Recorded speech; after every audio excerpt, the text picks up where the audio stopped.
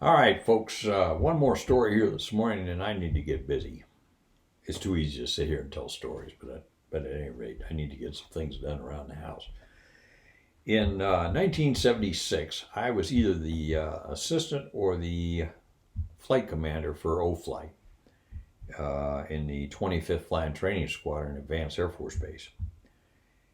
Earlier this spring, we lost one of our instructors, a fellow named Jim Sigler, and a student flying a circling approach up at Richards Gebaur Air Force Base. They either got too tight or whatever. They ended up stalling the airplane during the maneuver, and both were killed. So, during the investigation, it was determined that Jim had very little, if any, experience in with a circling approach in the T-38. The T-38 flew the circling approach at 175 to 185 knots, about 190 maybe to 200 miles an hour, somewhere in that area. And at 600 feet, it really could be tricky. So what they decided to do was to institute a program of a simulated circling approach, and they called it a low closed pattern. Now, on a normal closed pattern, we'd come off the runway, retract our gear and flaps, and then call for a closed pattern and pull up to 1,500 feet. And then on downwind, we'd put our gear and our flaps down and come around the corner and do a touch and go and so forth, or a full stop. On the low close, the idea was to leave the gear and the flaps at 60% and then fly that maneuver at 600 feet. Okay, so you got both these two maneuvers going on in the same airspace, and they needed to sort out what the timing of everything is and how they could integrate the low close pattern in with normal traffic density. So that's what this was all about. So they designated some stand-of-out pilots to fly the maneuver, and they had practiced before this with nobody else in the pattern. Now they wanted to see how it was all going to work out. So they came out with a series of notes in the church notes that we got every morning. We called them the ops notes.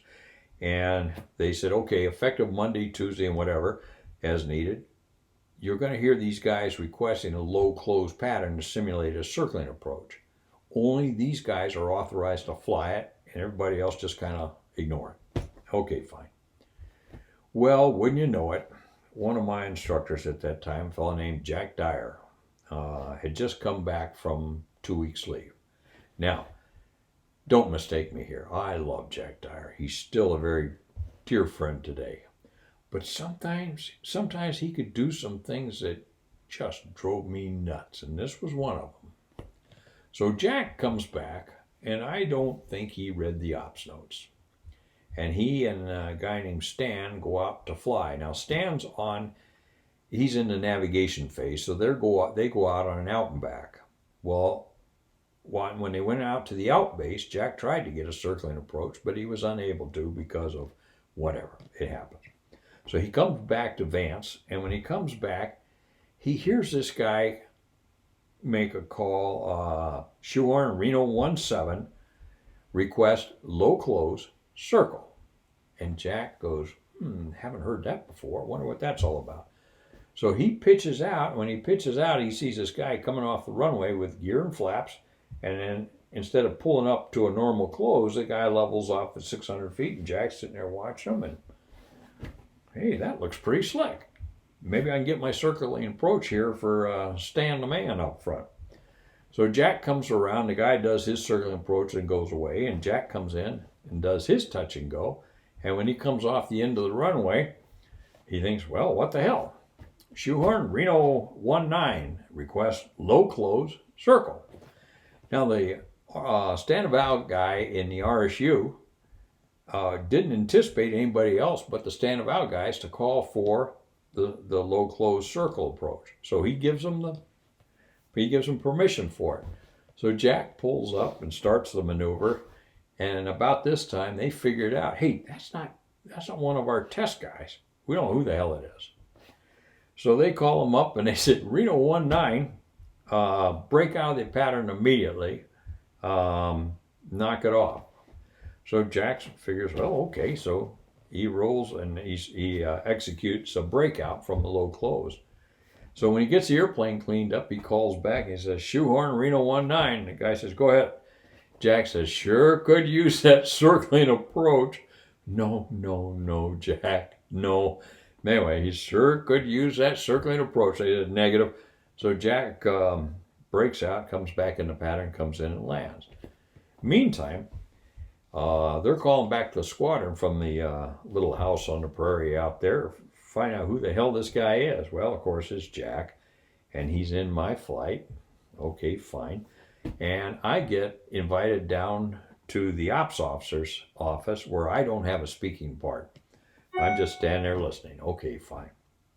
So after a while, when I kind of get the briefing from this guy, I'm just at that point furious. Damn. I was so mad at Jack when I walked back to the flight room. I was spitting nails. I knew I had to go in my office and shut the door and cool off. But on the way back, Jack had come into the squadron, but I just didn't have it in me to talk to him yet.